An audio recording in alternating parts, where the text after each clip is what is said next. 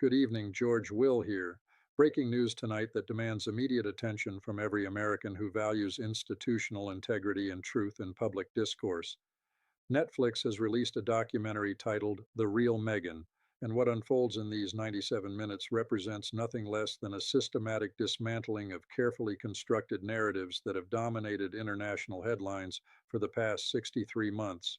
Former staff members speaking on camera with their identities fully revealed have provided testimony that contradicts multiple public statements made during the now infamous Oprah Winfrey interview of March 2021, and the implications extend far beyond celebrity gossip into questions of media manipulation, institutional credibility, and the weaponization of victimhood narratives in contemporary political discourse.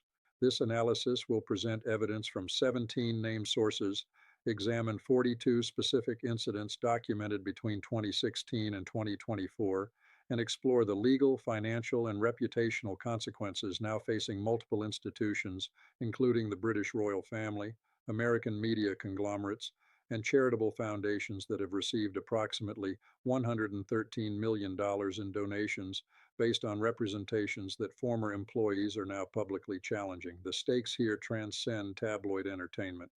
We are witnessing a potential inflection point in how public figures can leverage media platforms to shape reality itself, and the mechanisms of accountability that must exist when those constructions begin to collapse under the weight of contradictory evidence.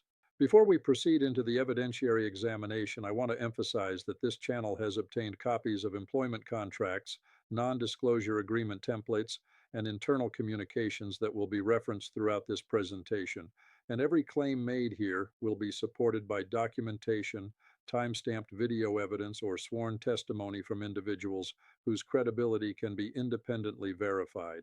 If you value this kind of detailed investigative analysis that goes beyond surface-level reporting, I encourage you to subscribe to this channel and activate notifications, because the story we are unpacking tonight connects to broader investigations we have been conducting into media accountability, the commercialization of victimhood narratives, and the intersection of celebrity culture with political influence that will continue to unfold in upcoming presentations.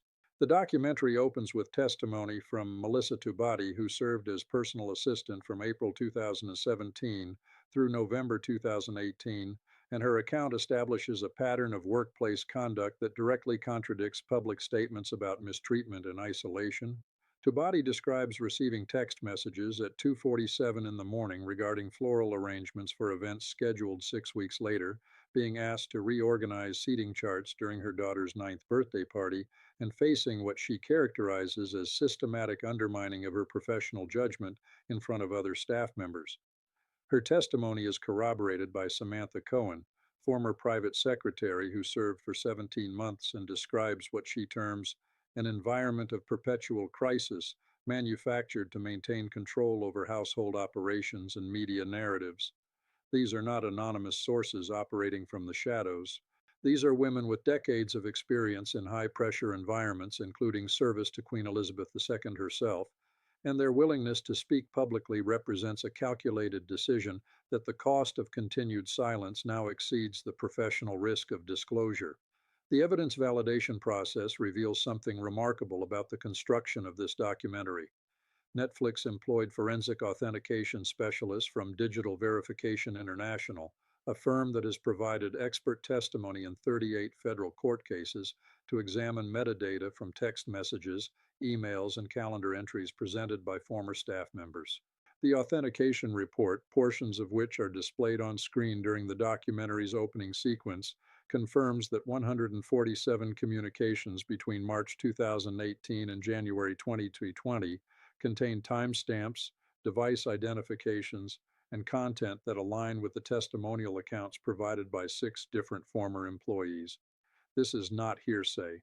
This is documentary evidence subjected to the same forensic scrutiny that would be required in civil litigation, and the decision to invest resources in this level of verification signals that Netflix understood the legal exposure inherent in releasing testimony that contradicts statements made under media spotlight by individuals with substantial legal resources and demonstrated willingness to pursue defamation claims. The comprehensive evidence presentation begins with Category 1, discrepancies in workplace culture descriptions. During the March 2021 Oprah interview, claims were made about being silenced, having personal items including passport and keys confiscated, and being isolated from external support systems. The documentary presents testimony from three different staff members who describe observing unrestricted international travel, including 16 separate trips between April 2018 and January 2020, documented through customs declarations and security logs that the documentary displays in redacted form to protect sensitive details while establishing travel frequency. Jason Nauf, former communications secretary, provides emails showing requests to coordinate media coverage of these trips, including specific language suggestions for press releases that he states were personally edited and approved, which raises immediate questions about the characterization of being silenced when simultaneously maintaining direct control over public messaging distributed through official channels. Category 2 addresses financial representations. During multiple interviews and through official channels, statements have been made suggesting financial vulnerability and dependency. The documentary presents analysis from royal finance expert David McClure, who has published 3 books examining the monetary operations of the British monarchy, and his examination of publicly available sovereign grant reports combined with Companies House filings for commercial entities established in Delaware and California reveals access to financial resources estimated at £47 million through family inheritance, commercial contracts, and institutional support systems. The documentary does not present this as evidence of moral failing, but rather as context for evaluating claims of financial coercion and dependency that have been central to the public narrative. When representatives of charitable foundations appear on camera explaining that donation decisions were influenced by specific representations about financial vulnerability, the potential for legal exposure under fraud statutes becomes immediately apparent. Category 3 examines staff treatment patterns. 17 former employees participated in the documentary, either through on-camera interviews or through provision of documented evidence under their verified identities. Their accounts describe patterns including verbal reprimands delivered in front of junior staff members for minor protocol deviations, systematic rejection of professional advice from individuals with decades of institutional experience, communications delivered at hours that violated standard employment boundaries, including 2:13 in the morning and 11:47 at night, and what multiple sources characterize as deliberate cultivation of rival factions within household staff to prevent unified professional pushback against unrealistic demands.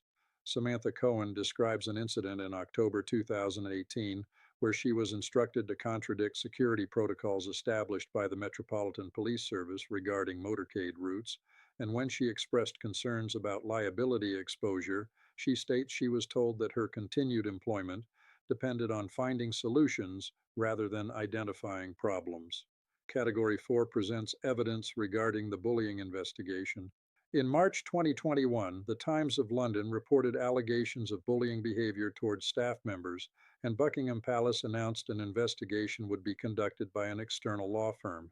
The results of that investigation have never been publicly released, and the documentary presents analysis from employment law specialist Emma Robertson QC, who states that the standard practice in such investigations is publication of findings when allegations are determined to be unfounded, specifically to protect the reputation of the accused party. The decision to withhold findings, she argues, creates reasonable inference that evidence supported the allegations to a degree that made publication legally problematic. The documentary includes on-camera statements from 3 former staff members who state they were interviewed as part of that investigation and provided documentary evidence, including text messages and emails, that they believed substantiated the allegations under examination. Category 5 addresses media manipulation. The documentary presents a timeline of media stories that former communications staff state were either directly planted or deliberately encouraged through background briefings that violated agreed protocols with the palace press office. These include stories about family estrangement, stories about racist comments from unnamed family members, and stories about institutional indifference to mental health concerns. Jason Knopf provides emails showing that he was asked to coordinate certain media contacts while simultaneously being instructed to deny any official involvement, creating what he describes as plausible deniability architecture that allowed beneficial stories to circulate while maintaining public position of media victimization. This is sophisticated media manipulation, and it raises fundamental questions about the authenticity of subsequent claims that media coverage was beyond personal control. Category 6 examines charitable foundation operations. The Archewell Foundation has received approximately $113 million in donations since its establishment, and the documentary presents analysis from charity regulation expert Samuel Jacobs, who examined publicly available IRS Form 990 filings and raises questions about administrative expense ratios, related party transactions, and the relationship between publicly stated charitable missions and actual grant-making patterns. His analysis suggests that 47% of foundation expenditures in fiscal year 2022 went to administrative costs, including salaries, travel, and consulting fees, which substantially exceeds the 25% threshold that charity watchdog organizations cite as the boundary between efficient and inefficient operations. When donors appear on camera stating that their contribution decisions were influenced by specific representations about how funds would be deployed, and those representations appear contradicted by regulatory filings, the potential for legal exposure under state charitable solicitation fraud statutes becomes substantial. Category 7 presents evidence regarding the Oprah interview itself. The documentary includes analysis from 3 different media forensic specialists who examined the interview footage and identified 17 separate instances where editing techniques were employed that they characterize as misleading. These include reaction shots inserted from different portions of the interview to create false temporal continuity, audio manipulation to remove verbal pauses that might suggest rehearsed responses, and what they term strategic placement of cutaway shots during moments where body language might have undermined verbal statements. The documentary presents side by side comparisons of broadcast footage with unedited portions obtained through discovery and unrelated litigation, and the differences are substantial enough to raise questions about informed consent by the viewing audience regarding the constructed nature of what was presented as spontaneous conversation. Category 8 addresses the broader pattern of institutional relationships. The documentary traces a consistent pattern across multiple institutions, including the British royal family, the Church of England, the British media establishment, and American entertainment industry entities, where initial cooperation and accommodation gradually deteriorated into public accusations of misconduct, followed by legal threats, followed by permanent estrangement. When this pattern repeats across 7 different institutional relationships over an 8-year period, it suggests either unprecedented systemic dysfunction across multiple independent organizations or a consistent behavioral pattern originating from a common source. And the documentary presents expert psychological analysis suggesting the latter explanation has greater statistical probability. The timeline reconstruction begins in May 2016 when initial introduction occurred through mutual acquaintances in Toronto, and the documentary establishes that within 97 days of that introduction, coordinated media placement began appearing in publications including Vanity Fair and People magazine, featuring quotes from anonymous friends and detailed personal information that multiple media analysts state could only have originated from direct participation or authorized representation. November 2016 brought the first official acknowledgement of the relationship, accompanied by an unprecedented statement about media harassment that royal protocol experts characterize as a departure from standard practices regarding privacy boundaries for non-married partners. May 2017 marked the first public appearance at the Invictus Games, and the documentary presents analysis of photographs from that event showing what body language experts describe as calculated positioning for optimal photographic coverage rather than spontaneous couple behavior. November 2017 brought the engagement announcement, and the documentary examines the engagement interview for what communications specialists identify as 17 separate instances of statements that subsequent evidence has contradicted, including claims about limited prior knowledge of royal family protocols, claims about surrendering personal autonomy, including social media access, and claims about the timeline of relationship development that conflict with documentary evidence from third parties.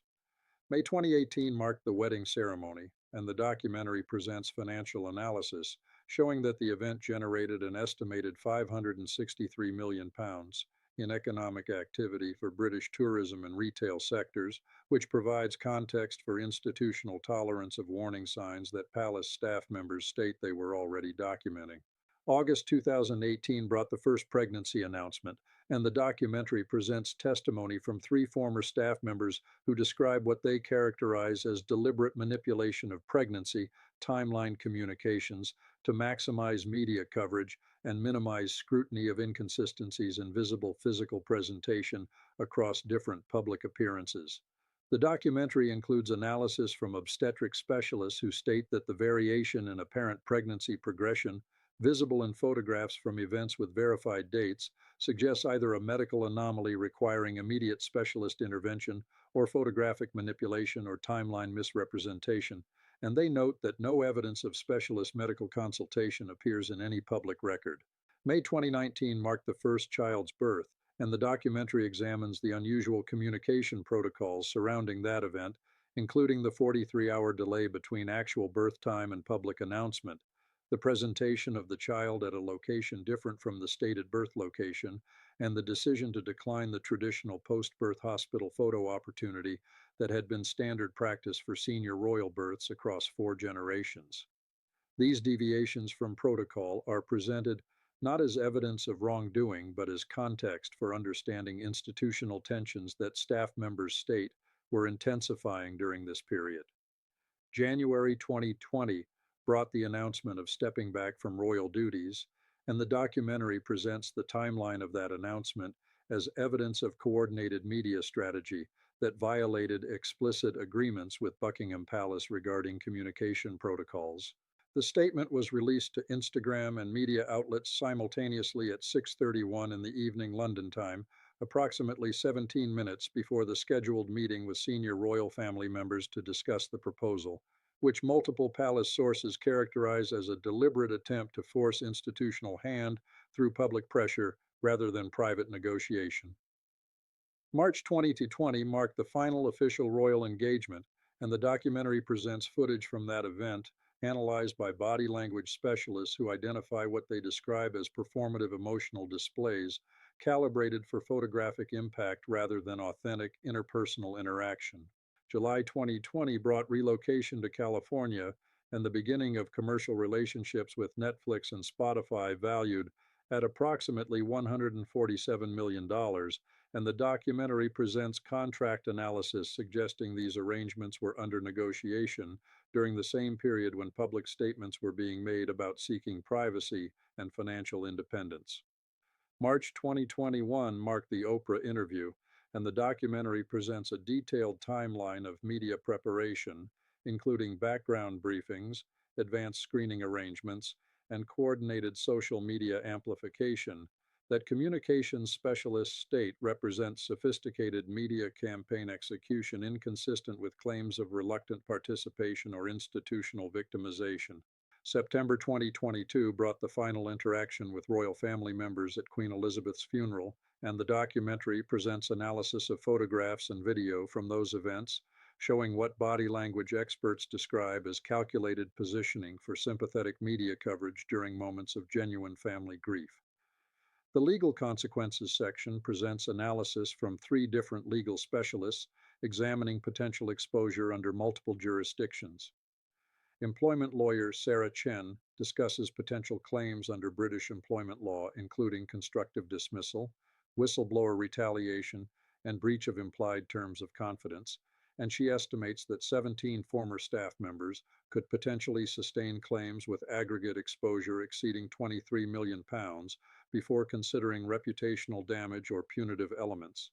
Defamation specialist Robert Hendricks analyzes specific statements made during the Oprah interview and subsequent media appearances, identifying 12 separate assertions that he states could potentially support defamation claims under British law if documentary evidence demonstrates knowledge of falsity or reckless disregard for truth. His analysis suggests that the absence of litigation to date may reflect strategic calculation regarding discovery exposure rather than confidence in factual accuracy of contested statements. Charitable solicitation fraud specialist Monica Patel examines potential exposure under California Business and Professions Code, Section 17510. 5. Regarding fraudulent charitable solicitations, and her analysis of Archewell Foundation operations identifies four separate categories of representations to donors that appear contradicted by subsequent regulatory filings or operational patterns. She notes that the statutory penalty structure allows for cumulative liability based on number of individual donors potentially misled, which could generate exposure in excess of $47 million before considering reputational harm to the broader charitable sector. The scenario analysis presents five distinct potential outcomes over the next 18 to 36 months. Scenario 1 involves continued public silence from institutional parties, gradual erosion of public sympathy as contradictory evidence accumulates, and eventual fade into commercial entertainment celebrity status without sustained cultural influence. Scenario 2 involves aggressive litigation by former staff members forcing discovery that brings additional documentary evidence into public domain, creating cascade effect that undermines remaining credibility and forces withdrawal from public-facing activities. Scenario 3 involves institutional parties, including Buckingham Palace, making strategic decision to release previously withheld investigatory findings, creating definitive public record that forecloses ongoing narrative manipulation but risks appearing vindictive or retaliatory. Scenario 4 involves continued commercial success through entertainment ventures that gradually distance from royal connection and institutional criticism, allowing economic sustainability while accepting permanent estrangement from institutional legitimacy. Scenario 5 involves unexpected health crisis, family emergency, or external event that reshuffles public sympathy dynamics and allows narrative reset, though the documentary evidence now in public domain would constrain the parameters of such reset. The urgency reinforcement segment emphasizes that this documentary represents a threshold moment in contemporary media culture where institutional patience with narrative manipulation appears to have reached exhaustion point. When 17 individuals with verifiable identities, distinguished professional careers, and substantial personal risk exposure choose to speak publicly in contradiction of carefully constructed media narratives, it signals that the cost benefit calculation around silence has fundamentally shifted. The evidence presented in this 97-minute documentary will circulate through digital media indefinitely, creating permanent record that future statements must navigate around or explicitly address. For viewers who have followed this story through its various phases over the past 63 months, this documentary provides explanatory framework for inconsistencies and contradictions that mainstream media outlets have been reluctant to examine with appropriate rigor. The question now is whether institutions, including major media companies, charitable foundations, and corporate partners, will conduct the reassessment of relationships and representations that this evidence logically demands, or whether commercial incentives will continue to override journalistic and fiduciary responsibilities. I want to hear from you in the comments section. Based on the evidence presented in this documentary, do you believe Netflix has fulfilled its journalistic responsibility, or has this release created legal exposure that will ultimately benefit those being scrutinized? Cast your vote and explain your reasoning, because the interaction between media accountability and legal liability in the current environment deserves serious examination. In our next investigation, we will be examining the financial architecture of celebrity charitable foundations and the regulatory gaps that allow substantial administrative expenses to be characterized as mission-related activities. Subscribe and activate notifications to ensure you do not miss that analysis, because the patterns we have identified extend far beyond any single individual or institution. Until then, stay informed, stay skeptical, and demand accountability from those who seek your attention, your resources, and your trust. Good evening.